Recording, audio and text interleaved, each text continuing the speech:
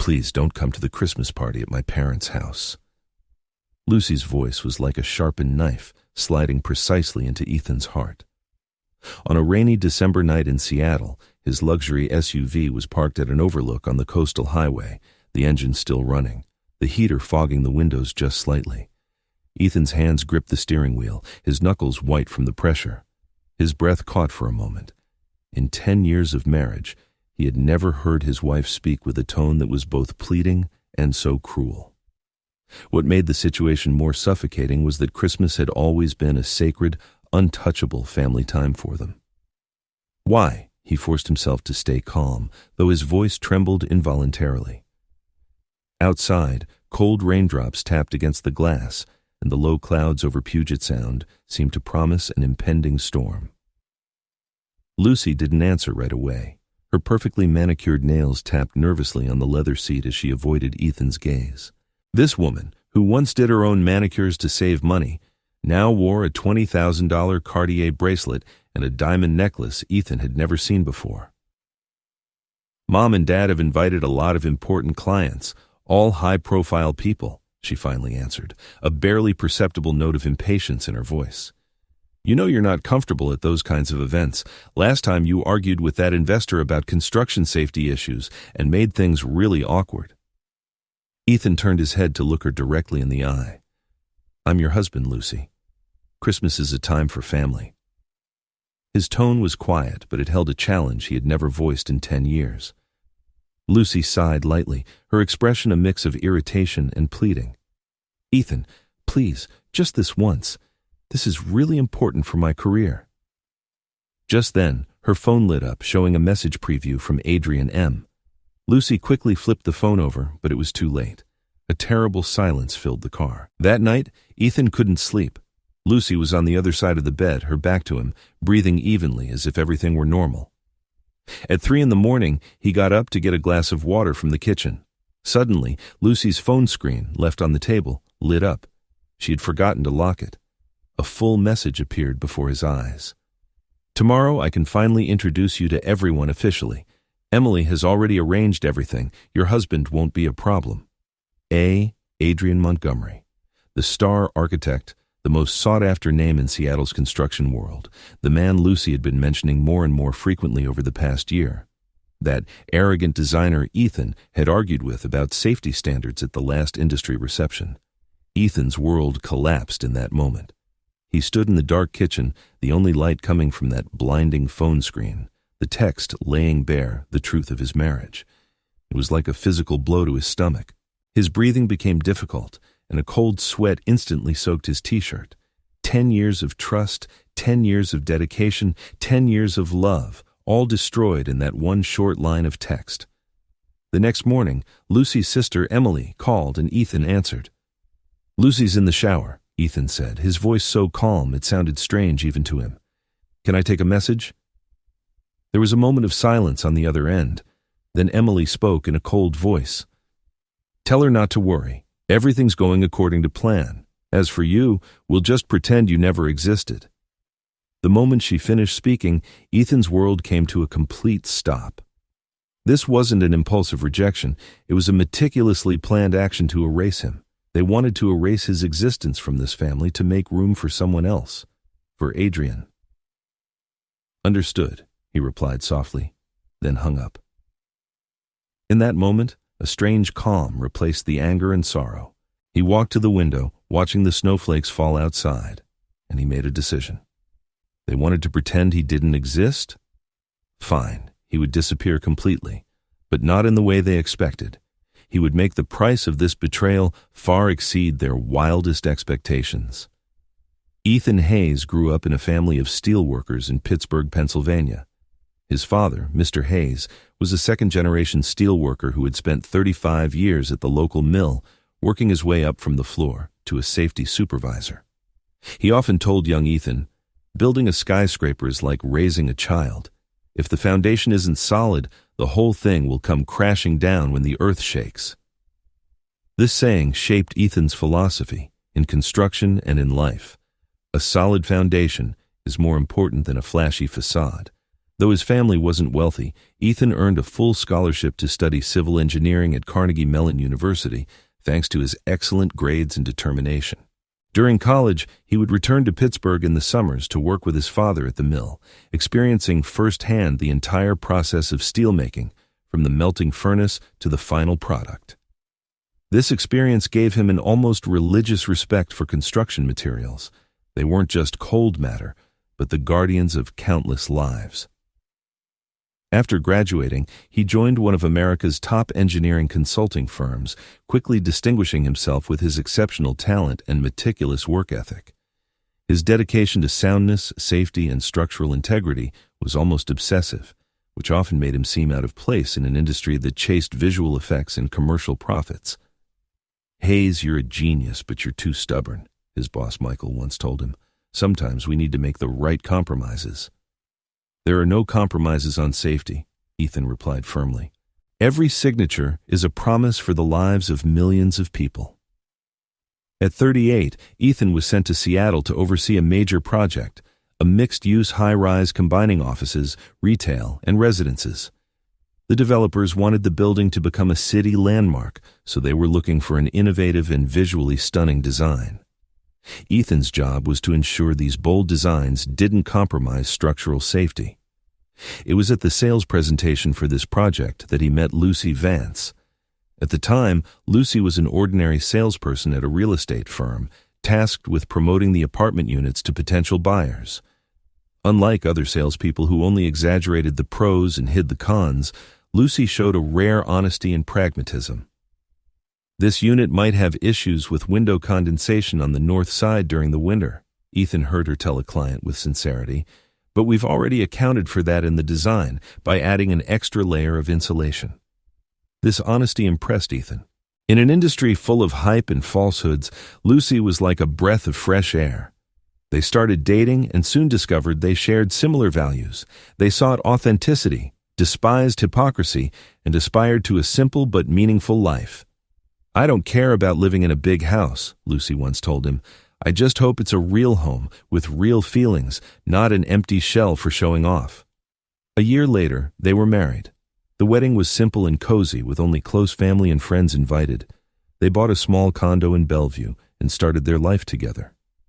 Back then, Lucy worked diligently but not obsessively, and Ethan, though busy, always made sure to have time for his wife. On weekends, they often hiked in the Cascade Mountains or kayaked on Puget Sound. Life wasn't luxurious, but it was filled with genuine happiness. The change began when Lucy was promoted to director of luxury property sales. It was a huge leap. Her salary nearly tripled, but the pressure and working hours also increased proportionately. She started dealing with Seattle's wealthiest clients, those who could spend fortunes on waterfront mansions. At first, Ethan was proud of his wife's success. He understood that she needed more time to adjust to her new role and supported her participation in various high-society social events, even if it meant a drastic reduction in the time they spent together. He even agreed to move to a mansion in Medina, despite it meaning a longer daily commute for him. But as time went on, Ethan noticed that the changes in Lucy weren't just external. Her values seemed to be quietly shifting as well. She became obsessed with luxury goods, far more sensitive to price tags than to utility. Her social circle changed completely, with new friends who were almost exclusively celebrities or high society elites. What worried Ethan most was that her commitment to honesty began to waver, leaning more and more toward exaggerating advantages and hiding defects in the sales process. "This isn't you, Lucy," he pointed out once after an argument. "You used to despise this kind of thing." "This is business, Ethan," she replied dismissively. "If I were as rigid as you, I never would have achieved what I have today." Those words were like a slap in the face, making Ethan realize that the gap between them was already much deeper than the surface.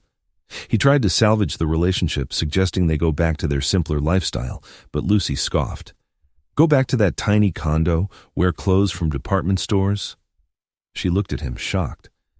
"I've worked so hard to escape that kind of life. And you want me to go back?" Ethan then understood that Lucy didn't just want a better material life. She craved a completely new identity, one that could match her increasingly lavish social circle. And he, A structural engineer who insisted on honesty and professional standards was gradually becoming an obstacle in her eyes. Adrian Montgomery's appearance in Lucy's life was like a carefully planned accident. He was Seattle's most sought-after architect, famous for his bold and innovative design style. At 50, he maintained a slim figure and an attractive appearance, and with his works described by architectural magazines as visual feasts, he became the center of attention at high society gatherings. The media called him the poet of architecture, praising how he transformed buildings into works of art, but industry professionals commented privately that his designs sometimes pursued appearance at the cost of structural safety. His career hadn't always been perfect. In his early years, he was sued for structural problems in a commercial project, but ultimately avoided a public trial through a settlement. This experience gave him a complex hostility toward structural engineers, especially conservatives like Ethan, who insisted that safety standards were above design aesthetics. Ethan met Adrian for the first time at an industry reception. That night, Lucy was especially radiant in a backless black dress that drew all eyes. When Adrian approached them, Ethan noticed a strange glint in Lucy's eyes, as if a long-awaited meeting was finally happening. "I've heard a lot about you, Mr. Hayes." Adrian extended his hand with a bright smile but cold eyes. "I've heard about your conservatism. Safety first, right?"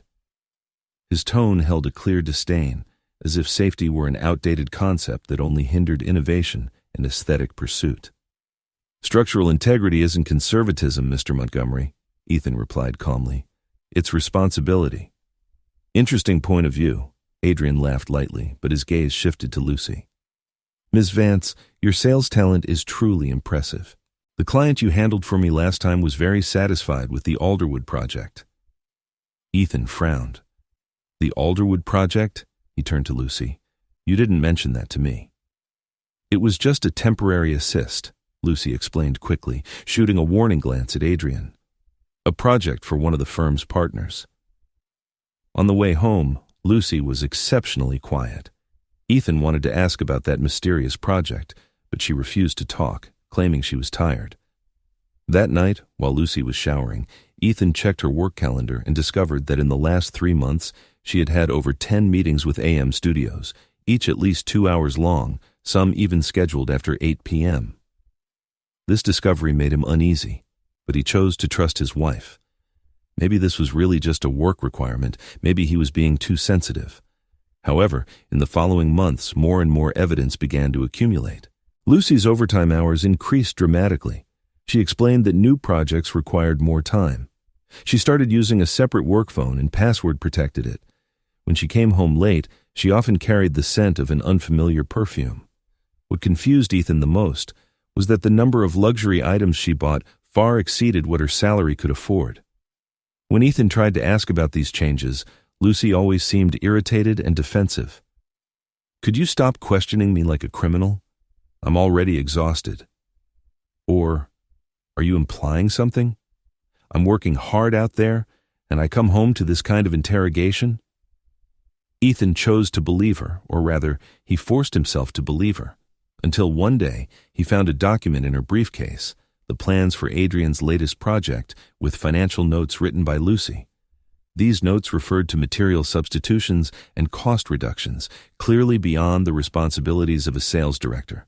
What shocked him most were some notes related to shortcuts. To bypass certain safety approvals, Zone R2 can consider using Class B fire retardant materials. Talk to Inspector Johnson, he'll understand our design needs. The support structure can reduce steel by 20%, priority for visual effect. Foundation engineering can be simplified, saving $800,000. Use standard plans for document submission.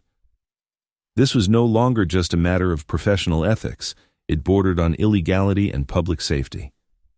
Lucy, his wife who once admired his honesty, was now participating in these kinds of questionable operations. Ethan couldn't understand this transformation. Could money and status really change a person's values so radically? Or had the Lucy he deeply loved always been just an illusion? He didn't confront her directly, perhaps for fear of hearing the answer, perhaps for not wanting to shatter the apparent calm they maintained. He started focusing more on work, taking on more projects, extending his office hours. Lucy seemed relieved by this, as if his absence gave her more freedom. However, Ethan's internal alarms had already sounded. He began to notice more details. Lucy's new expensive jewelry, her encrypted phone messages, mysterious late-night calls, and the glint in her eyes when she mentioned Adrian. One night, Ethan overheard Lucy talking on the phone in the bathroom, her voice low and intimate. Yes, he has no idea. No, he's too focused on his structural calculations. Don't worry, he'll never find out. We can confirm the final plan at next week's design meeting. Yes, I've already taken care of those documents. No, no one will know. Hearing these words, Ethan felt an intense nausea. The truth was like a building on the verge of collapse. He could see the structural cracks, but chose to pretend everything was fine. After all, admitting the foundations were damaged meant facing the difficult choice of rebuilding or abandoning it completely. And that choice came sooner than he imagined. A week before Christmas, Ethan received an invitation from Emily. Lucy's sister organized a family gathering every Christmas, a tradition of many years. This year might be a little different, Lucy said casually during dinner, distractedly poking at the food she had barely touched. Emily has invited a lot of important people from the industry. Including Adrian Montgomery? Ethan asked directly, watching his wife's reaction closely. Lucy's fork froze in midair. Her face showed a moment of panic, which she quickly masked with calm. Yes, he's an important partner of our firm. We're collaborating on a significant project. I see. Ethan put down his silverware, his voice frighteningly calm. So that's the reason you don't want me to go? Ethan, it's not what you think. Lucy dropped her defenses, pleading in her eyes. Adrian has brought in a major project. It could be a turning point in my career. He plans to announce me as a key member of the project team at the party. If you're there, with your opinion of him. What opinion is that? Ethan's voice was exceptionally calm, but his gaze was as cold as ice. Lucy bit her lip as if weighing how much to reveal. You know, your design philosophies are complete opposites. Last time at the reception, you nearly got into a fight. I can't risk ruining this opportunity. So you'd rather abandon your husband on Christmas than lose a business opportunity? Ethan's tone revealed a pain that was hard to hide. It's just one night, Ethan. Lucy's voice had a hint of irritation. Why can't you understand how important this is to me? How long have I been preparing for this chance? Do you know what it means to be a core member of Adrian's team? It's recognition from the entire industry. Important enough to abandon our marriage? Lucy's head shot up, a flash of panic in her eyes, immediately followed by anger. Who's talking about abandoning the marriage? It's just one damn party. You always exaggerate everything, see everything in black and white. That's why you don't advance in the industry, because you don't know how to compromise and be flexible. These words were like a knife, aimed precisely at the weak points Ethan had accumulated over the years. She knew his adherence to professional principles had cost him promotion opportunities, but she never considered that this very adherence guaranteed the safety of countless lives. That night, Ethan worked in his study until the early hours of the morning. When he returned to the bedroom, Lucy was already asleep or pretending to be. He stood by the bed, looking at this woman who had once shared his dreams, feeling a strange sense of distance. They lived under the same roof, but they were already like two strangers. The next day, he left the office early, planning to have a real conversation with Lucy. When he walked into the house, he heard her on the phone in the study, her voice low and intimate. Yes, Adrian. I've already told him. No, he's not coming. Emily knows too. That's right. Everything's going according to plan. My parents are anxious to meet you. They say it's the smartest decision I've ever made. Yes, I know he'll find out sooner or later, but not now. Let's just get through this Christmas first. Ethan didn't interrupt her. He quietly left the house, drove to a nearby coastal park, and sat there for 2 whole hours, reflecting on what had gone wrong in his marriage. Where was that sincere and pragmatic Lucy? How did she transform into this stranger willing to do anything for status and money? Or was she always like this, and he was simply blinded by love? And more importantly, how should he respond? Confront her directly? Pretend he knew nothing and carry on? Or end everything at once? When he returned home, Lucy had already left for a company event. She left a note. Last-minute meeting, don't wait up for dinner. She signed with a small heart next to her name, a habit that once made Ethan feel warm, but now seemed so fake and painful. The next morning, he received that fateful call from Emily. We'll just pretend you never existed. These words, like the last straw, shattered any hope left in Ethan's heart. 10 years of marriage, so easily erased in their eyes. If that's what they wanted, he would oblige them, but on his terms. Ethan's disappearance was methodical. First, the financial separation. He withdrew the deposits from his personal accounts, kept detailed records of all joint assets with Lucy, and consulted a divorce lawyer to understand his rights and options. The lawyer advised him to gather more evidence of Lucy's infidelity and professional misconduct, which could benefit him in the division of assets. I don't want to drag this out or seek revenge, Ethan said calmly. I just want to end this as quickly as possible and start over. The lawyer looked at this man, too calm for someone who had just discovered his wife's infidelity, and nodded. I understand. But remember, protecting your own interests isn't revenge. It's justice. Some of the shortcuts in project approvals that Lucy participated in could involve professional ethics issues, which would carry weight in a divorce proceeding. Ethan was silent for a moment, then nodded. I will provide the necessary evidence, but I don't want this to turn into a public war of accusations. That benefits no one. Then there was the matter of housing. He found a temporary apartment in Pioneer Square with a 3-month lease, enough time to plan his next move. This area, known for its artistic vibe and independent spirit, was a stark contrast to the high-end neighborhood where he lived with Lucy. The apartment was small but bright, and most importantly, it had no connection to his previous life. As for work, he requested a 3-month unpaid leave of absence from his company for personal reasons. His direct boss, Michael, knew something about his marital problems and didn't ask further questions, just patted him on the shoulder, saying, If you need more time, just say the word. You should know you're one of the company's most valuable assets. We'll be waiting for you. Finally, though it pained him deeply, Ethan forced himself to document all the clues he had discovered over the past few months. Communication records between Lucy and Adrian, suspicious financial transactions, and even some operations bordering on professional misconduct. This didn't just concern his marriage, it could affect his future career. If Adrian's project had an accident due to safety issues, and there was evidence that Ethan knew but didn't report it, he could face a professional liability investigation. He was especially careful to gather evidence of Lucy's involvement in evading safety approvals, including those marked-up designs with shortcuts, suspicious communication records with inspectors, and internal memos on material substitution. All of this was collected within legal limits, without invading privacy or violating regulations. 3 days before Christmas, after Lucy left for an urgent client meeting, Ethan moved the last box of his belongings out of the house. He left a note on the dining room table. You wish I didn't exist. I respect that decision. I wish you happiness. E. He didn't mention divorce. There were no hysterical accusations. He simply disappeared, just as they wanted, but on his own terms.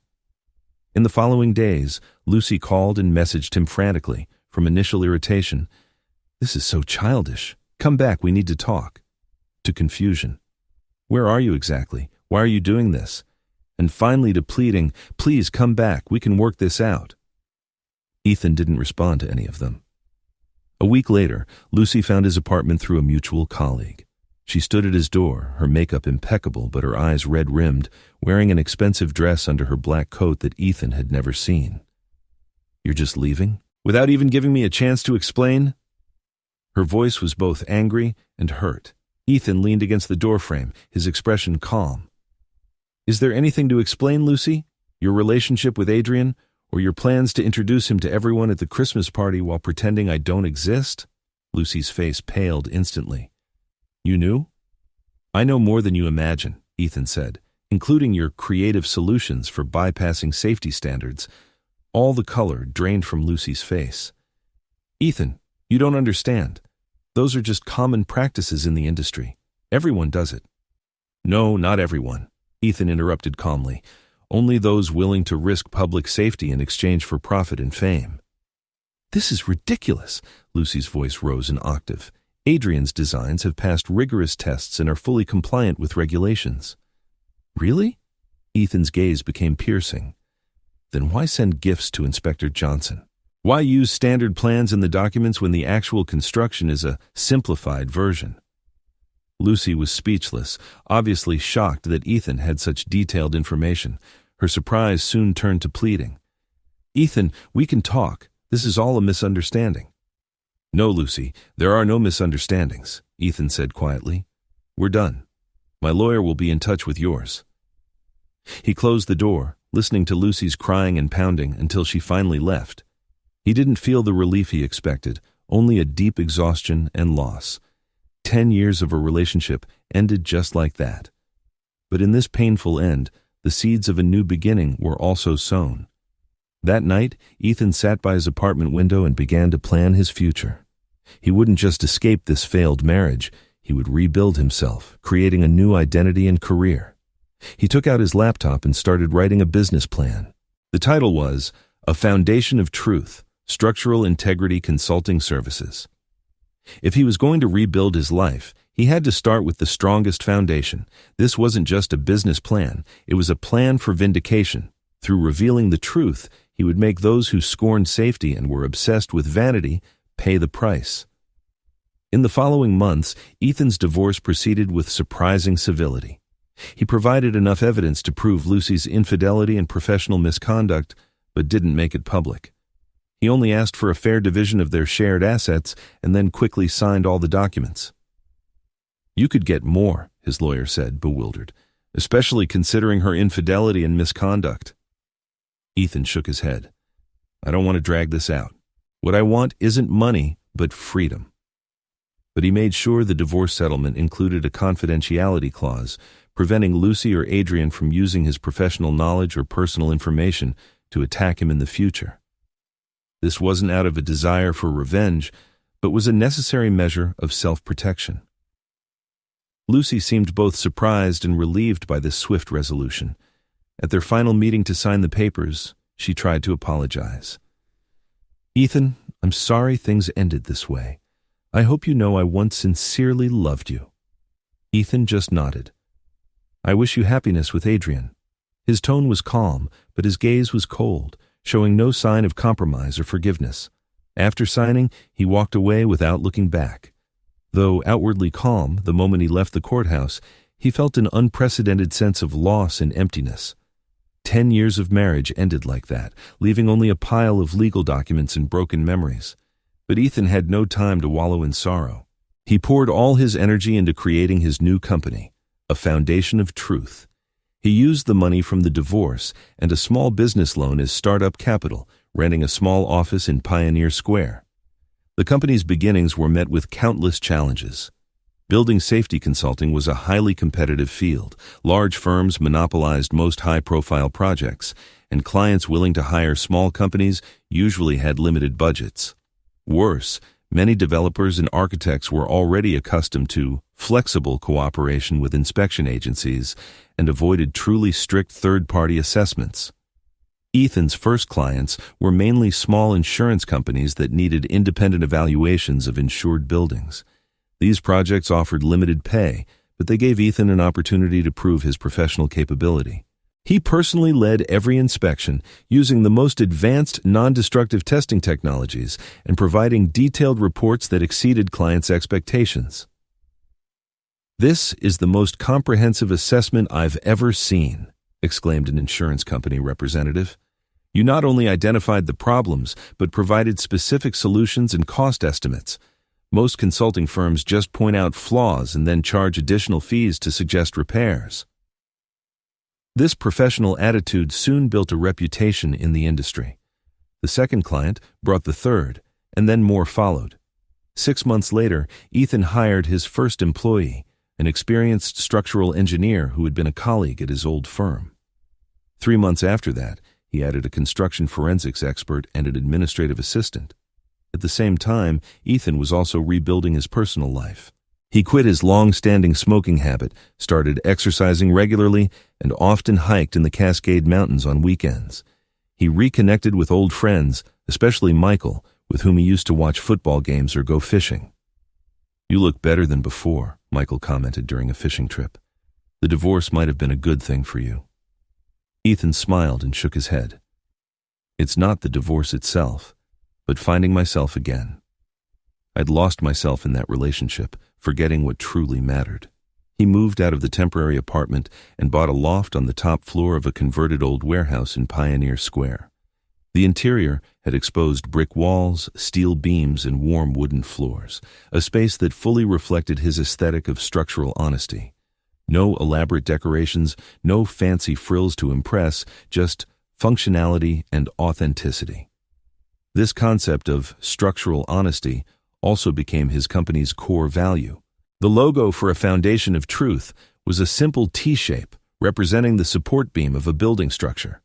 The company's motto was, "We don't just find problems, we reveal the truth." This phrase implicitly contained Ethan's personal mission: to uphold authenticity and integrity in an industry full of falsehoods and compromises. Meanwhile, through industry friends, Ethan occasionally heard news about Lucy and Adrian. Apparently, they were officially together. Lucy had moved into Adrian's luxurious apartment, becoming his regular companion at social events. Adrian's career was flourishing. He had just won the design rights for a landmark building in downtown Seattle, which was expected to be the pinnacle of his career. Lucy had been promoted to senior sales director in charge of promoting this major project. This news used to sting Ethan, but as time went on, the pain gradually subsided. His focus shifted more and more to his work and personal growth rather than past hurts. The company's success gave him a new kind of satisfaction, incomparable to any personal relationship. However, he hadn't started any new romantic relationships. Several friends tried to set him up with potential partners, but he politely declined. That betrayal had left an incurable wound in his heart, creating a deep mistrust of intimate relationships. "I'm fine now," he always replied. "Really." And in a way, it was true. His company was growing steadily, his health was better than in the last 10 years, and he had his own space and freedom. If he had lost anything, it was trust and expectation in love. But from Ethan's current perspective, this seemed like an acceptable price to pay. His plan for vindication wasn't born from simple resentment, but from an adherence to the truth. If Adrian's design was truly safe and reliable, Ethan's investigation would find no problems. But if flaws existed, revealing them was not only Ethan's professional responsibility, but also a protection for public safety.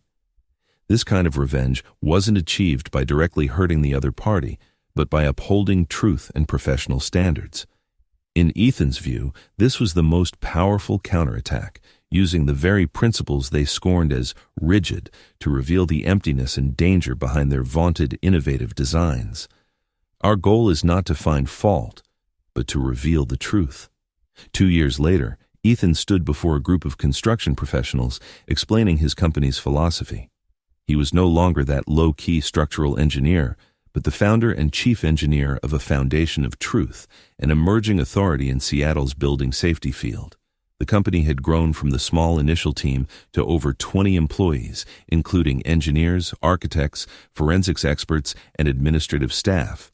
Their offices had also moved from the small space in Pioneer Square to a full floor of a modern building downtown. Ethan's professional authority and the company's reputation for integrity were growing daily in the industry, and the projects they took on were increasingly important. After the meeting, his assistant Caroline handed him a document. "The preliminary report on the Bellevue Towers project.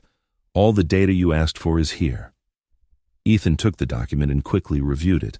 The Bellevue Towers was a luxury apartment building designed by Adrian Montgomery, which, only 2 years after its construction, was already showing serious problems. Cracks in the balconies, leaks in the walls, and even homeowners reporting unexplained cracks in their ceilings. The Homeowners Association had joined together to sue the developers and designers, and their insurance company had discreetly contacted a Foundation of Truth, requesting an independent assessment. "Are you sure there won't be a conflict of interest?" Caroline asked cautiously. She was one of the few people who knew Ethan's personal history. "We are an independent third party hired by the insurance company," Ethan replied calmly. "Our responsibility is to speak with the facts, regardless of the outcome. Caroline nodded, asking no more questions. In the past 2 years, she had witnessed how Ethan transformed personal tragedy into professional motivation. The company he created focused on building safety assessment and structural forensic investigations, and had quickly established a reputation in the industry for its impeccable professional standards and absolute integrity. Ethan formed a professional team for the Bellevue Towers project, including structural engineers, materials experts, and construction forensic analysts. They conducted a thorough site inspection, used advanced equipment for non-destructive testing, analyzed samples of construction materials, and reviewed the original designs and construction documents in detail. During the inspection, the team discovered a series of worrying problems. First, the strength of the support structure was clearly insufficient. According to the design plans, the building should have used reinforced concrete beams of specific specifications, but lighter substitutes were used in the actual construction, reducing the strength by about 25%. Second, the waterproofing layer construction was shoddy, with many joints improperly handled, causing leaks in the walls. Most seriously, the cantilever structure of some balconies was too aggressive, without a sufficient safety factor, which could lead to structural failure over time. This completely violates construction safety guidelines, a team member pointed out in a meeting. If someone had raised these issues in the initial design phase, these defects could have been avoided. Ethan didn't mention it, but he knew that the person who could have raised those issues was likely himself if he had been involved in the project back then. This realization strengthened his resolve to complete a thorough investigation. Most disturbingly, the investigation found evidence of a series of document forgeries. The list of materials submitted to the Department of Building Inspection did not match what was actually used. Certain data in crucial test reports had been manipulated, and even some necessary safety tests were never conducted, although they appeared as approved in the documents. After weeks of analysis, the team completed a 200-page investigation report detailing every design and construction defect, with numerous photographs, charts, and supporting data. The report directly pointed to the designer Adrian Montgomery and his studio for ignoring basic safety standards in pursuit of visual effects, further suggesting that there might be deliberate behaviors to circumvent construction regulations. "This report is more serious than I expected," said Alonzo, the insurance company's legal director, flipping through the document with a solemn voice. "Are you sure all these findings are backed by sufficient evidence? Mr. Montgomery has great influence in the industry. His legal team is already putting on pressure." Ethan nodded. "Every conclusion is based on non-destructive testing, stress analysis, and material tests.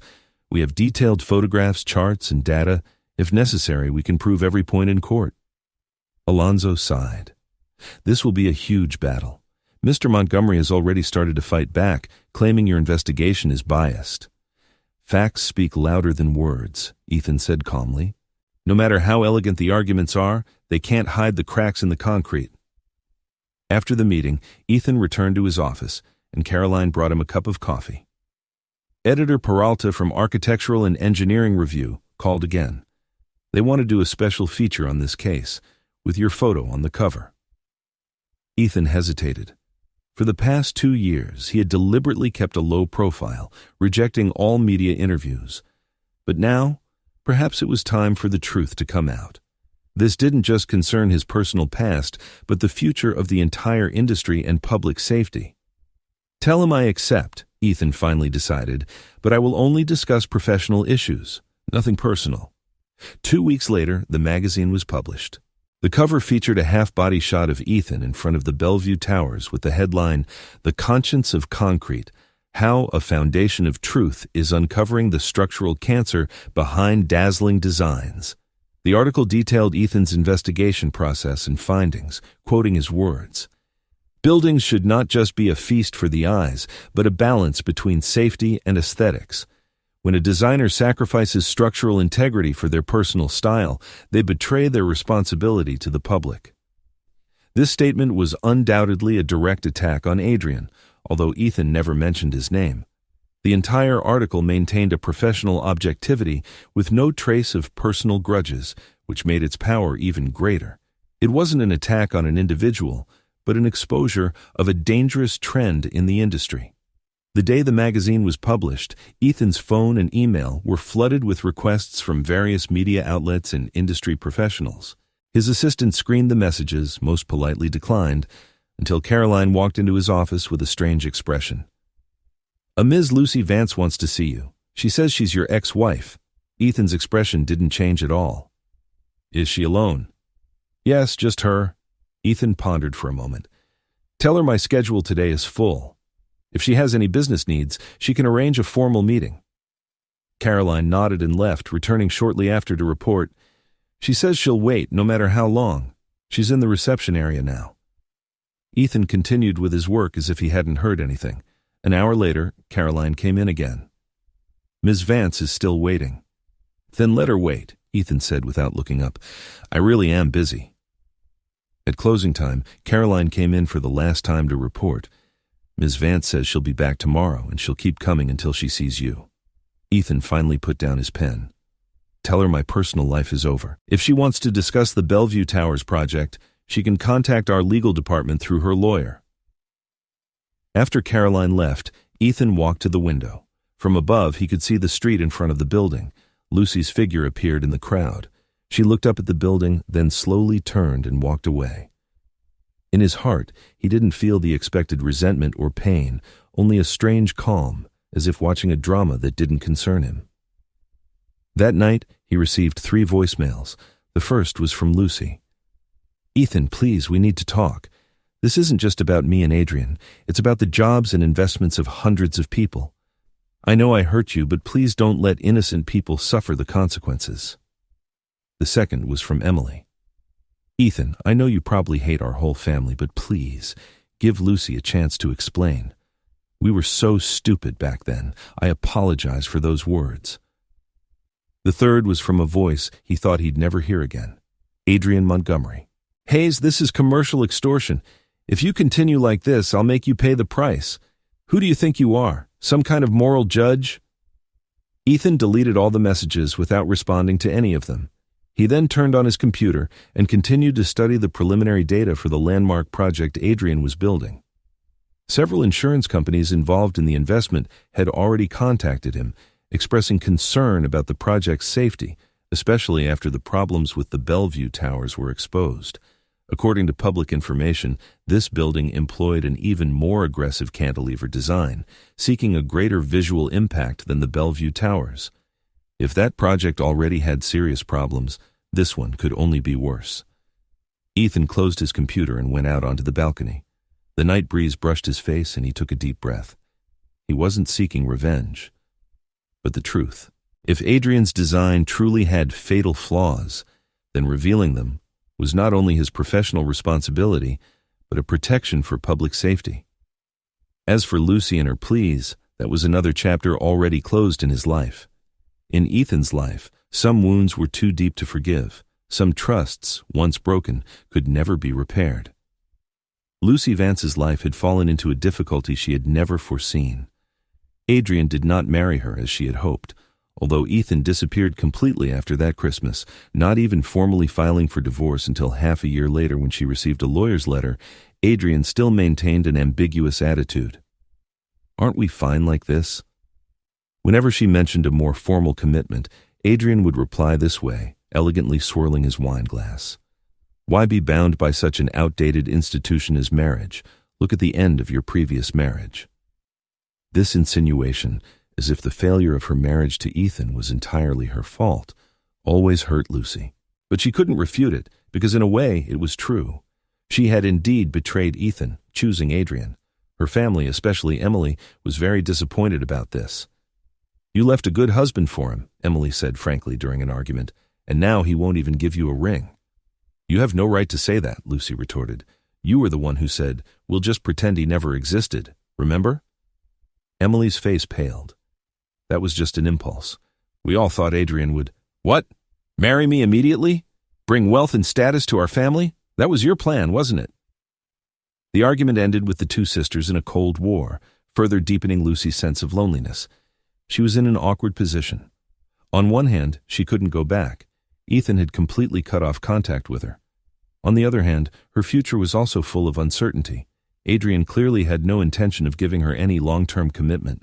What troubled her most was that although Adrian treated her as his partner in public, in private, his attitude towards her was increasingly like that of a useful employee, not an equal partner. He appreciated her sales ability and social skills, but rarely truly listened to her ideas or cared about her feelings.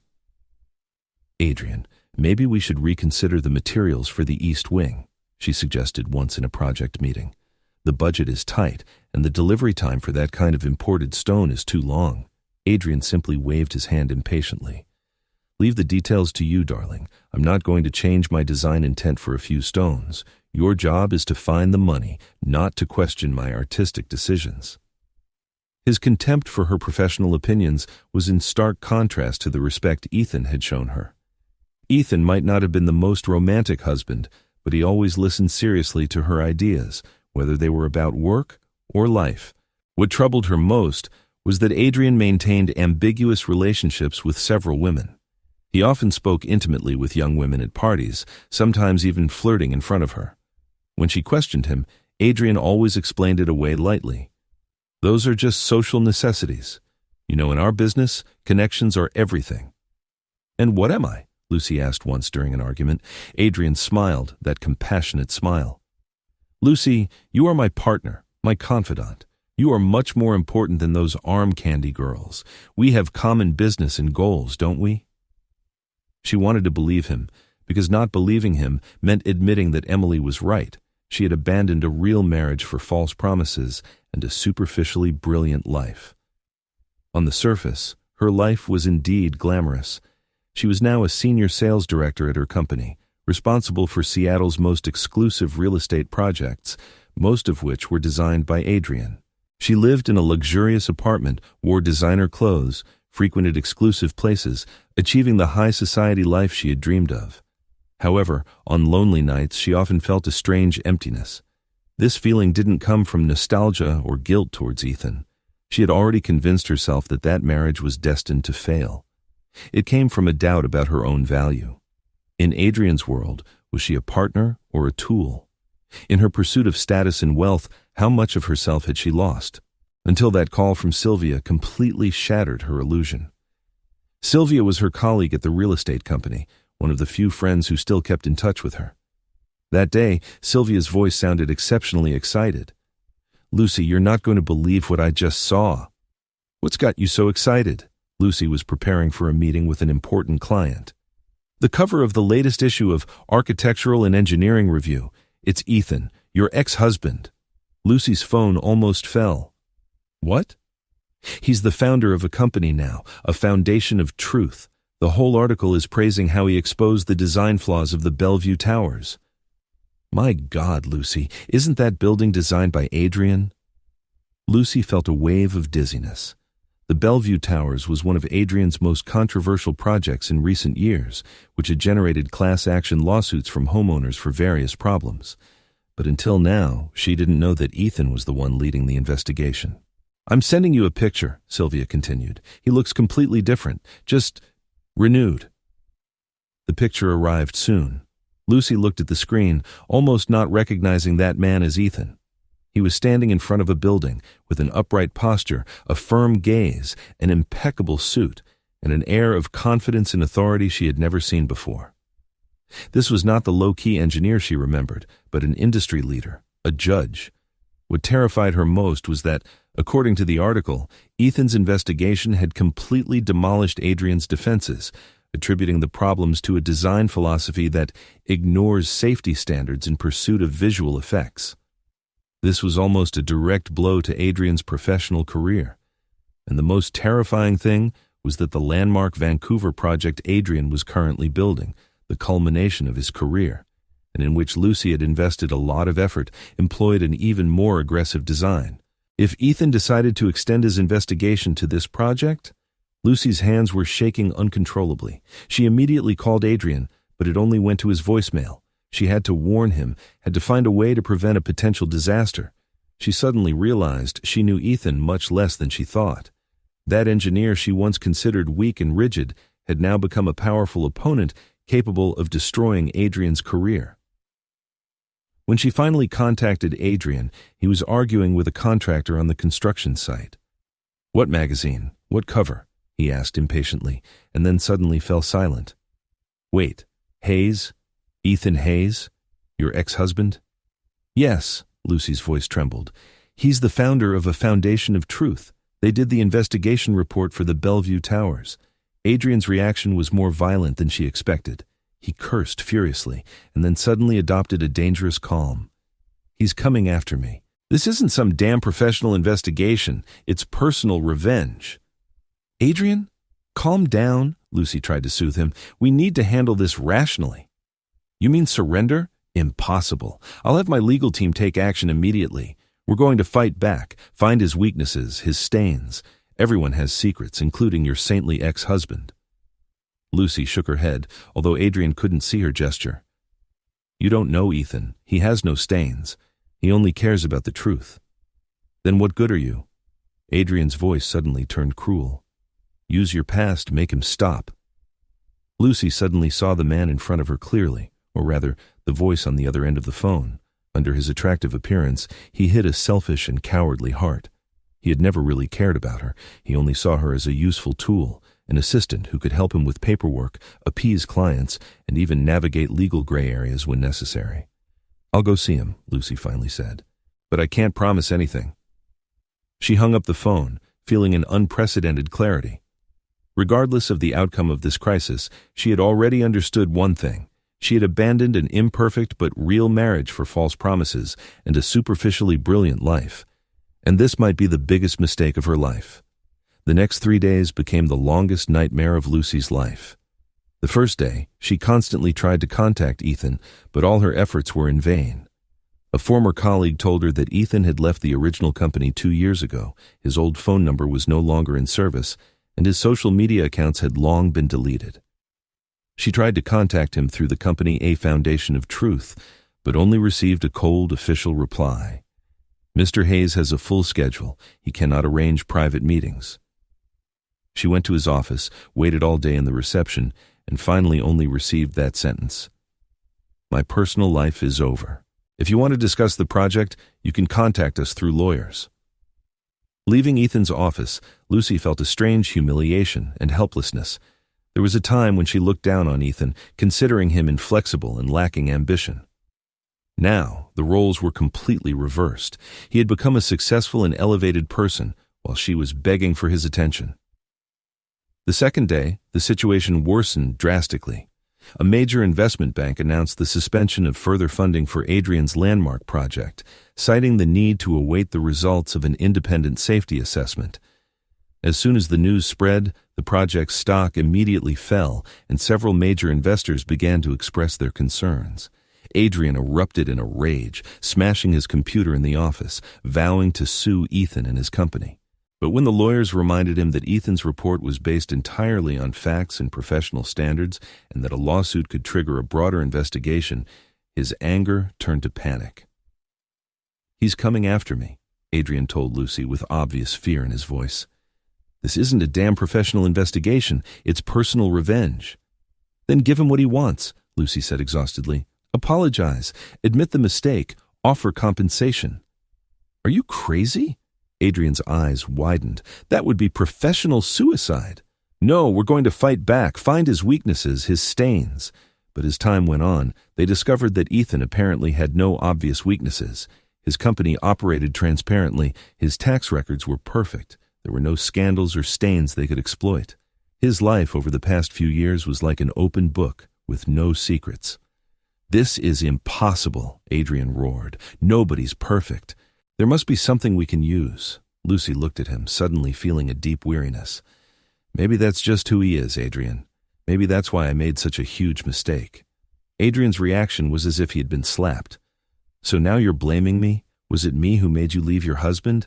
Don't forget, darling, you were the one who made a move on me, not me who forced you." These words stung Lucy, because they contained some truth. Although Adrian had certainly approached her intentionally, she had also actively responded to his advances, even actively pushing the relationship at certain points. She couldn't attribute all the responsibility to Adrian. Her own vanity and greed were equally to blame. The third day, the disaster completely erupted. Several media outlets reported that the company, A Foundation of Truth, had accepted a commission to conduct a comprehensive safety assessment of Adrian's landmark project. The banks completely froze the project's funds, construction was forcibly halted, and contractors began demanding advance payments to mitigate risks. Lucy's company quickly distanced itself from the project, and she was temporarily relieved of her duties as sales director, pending an internal investigation. She knew what this meant. She would become the scapegoat, shouldering the responsibility for the company's collaboration with Adrian. Adrian's reaction disappointed her even more. Not only did he not offer any comfort or support, but he began to hint that the whole affair was due to her poor handling of the relationship with her ex-husband.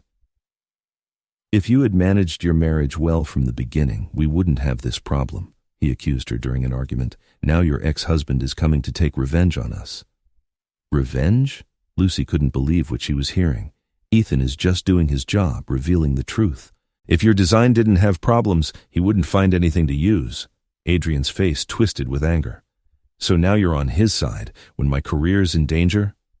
"I'm not on anyone's side," Lucy said tiredly. "I'm just stating facts."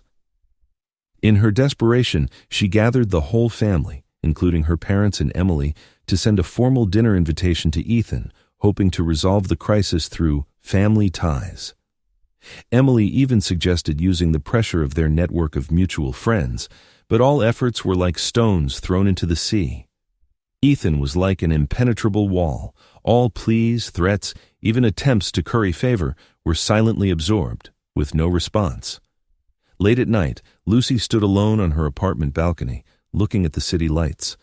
Somewhere out there, Ethan might be looking at the same lights, but the distance between them could no longer be measured just in physical space.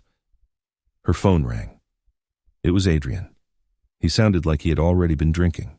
"I'm leaving Seattle for a while. The project is ruined. My reputation too. Don't wait for me. We're done."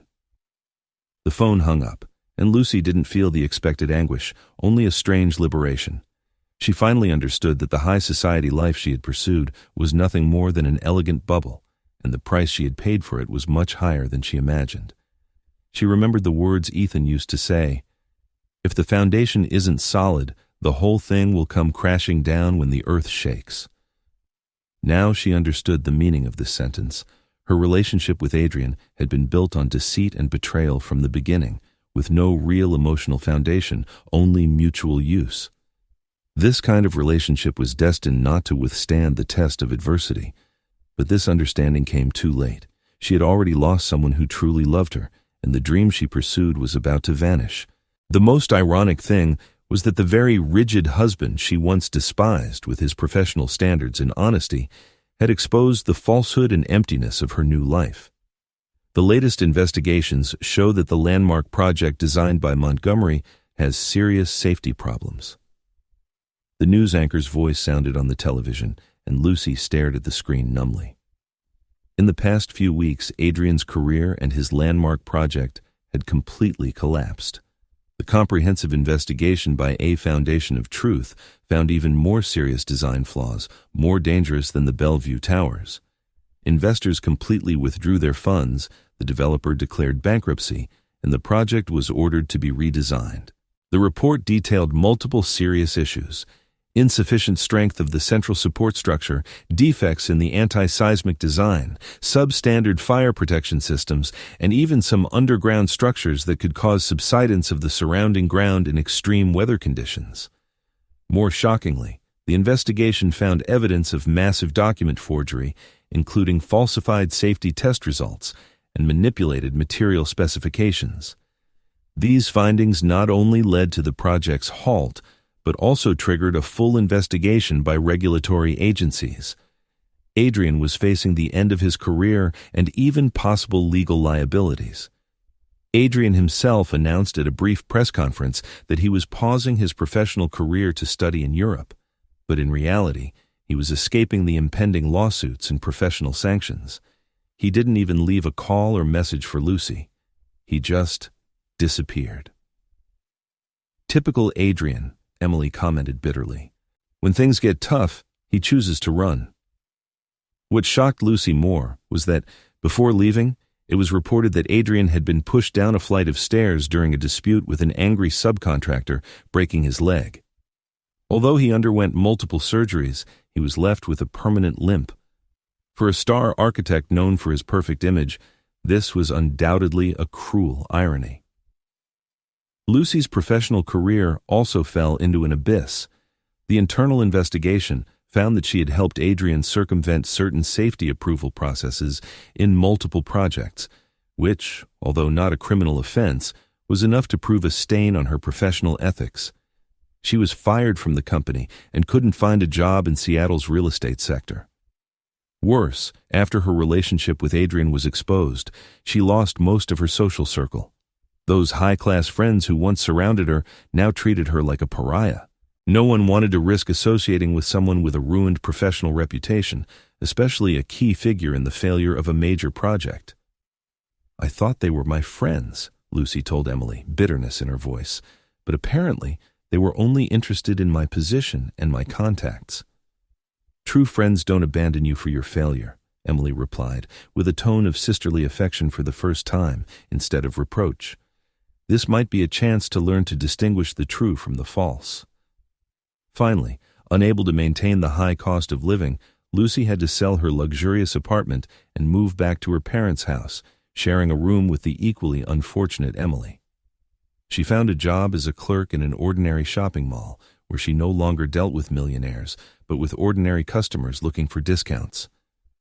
"Starting over isn't bad," Emily tried to comfort her, but the disappointment in her eyes betrayed her true thoughts. The entire family had been severely affected by this scandal. Her parents' small business was on the verge of bankruptcy for having invested their savings in Adrian's project, and Emily's marriage was also heading for a breakdown under the financial pressure. All the hopes they had placed on Lucy now turned into silent accusations. "We shouldn't have treated Ethan that way," Lucy's mother said quietly after a family dinner. "He was a good man, maybe not very flashy, but solid and reliable." "What's the use of saying this now?" Lucy's father replied bitterly. "It's too late." Every time Lucy remembered the origin of all this, that Christmas party invitation and the rejection, she felt deep regret and self-reproach. If she hadn't treated Ethan that way, if she hadn't been deceived by Adrian's superficial charm, if she had valued that authentic marriage, but history has no ifs. She had to face the consequences of her own choices. One day, while Lucy was on duty at the mall, she casually saw a customer flipping through the latest issue of Business Weekly. The cover featured Ethan with the mayor of Seattle, with the headline, "Redefining Urban Safety Standards, Ethan Hayes in the Seattle Construction Revolution." At that moment, all the memories came back like a tide. She remembered Ethan's shy smile when they first met, the warmth of sharing simple dinners in their small apartment, and the countless times he silently supported her career development. She had had someone who truly loved her, and for an illusory dream of high society, she had pushed him away with her own hands. "Do you need any help?" she asked the customer mechanically, trying to hide the tremor in her voice. "No, thanks." The customer closed the magazine. "I was just reading the story of this engineer. Really inspiring. They say he rebuilt himself from a personal tragedy, and now he's a legend in the industry. There are rumors that his ex-wife left him for a famous architect who turned out to be a fraud, and he revealed the truth through his professional ability. What a perfect revenge, don't you think?" Lucy forced a smile. "Yes, very inspiring." That night she returned to her parents' house, sat on the edge of the bed in her small room, and took out an old shoebox. Inside were the few items related to Ethan that she had kept, some photos, a movie ticket stub, their wedding invitation. She looked at these objects, reflecting on how she had gone from a hopeful bride to a woman who had lost everything. What hurt her most was not the decline in material conditions, but the loss of dignity and self-worth. She had once mocked Ethan's inflexible principles, considering them signs of weakness and lack of ambition.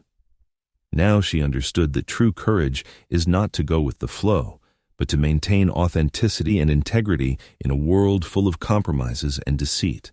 This understanding gave her a glimmer of hope for rebuilding herself. Perhaps she couldn't amend the mistakes of the past, but she could learn from them, rediscovering that sincere and pragmatic person she once was.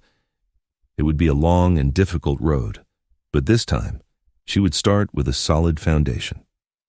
On a winter day in Pioneer Square, the streetlights cast a warm golden glow on the accumulated snow. Ethan stood in front of his penthouse window, looking at the Seattle nightscape. In the distance, the construction site of what was once Adrian's landmark project stood silent, like an unfinished monument reminding everyone of the price of arrogance and deceit. "Want another glass?" Michael asked, holding up the whiskey bottle.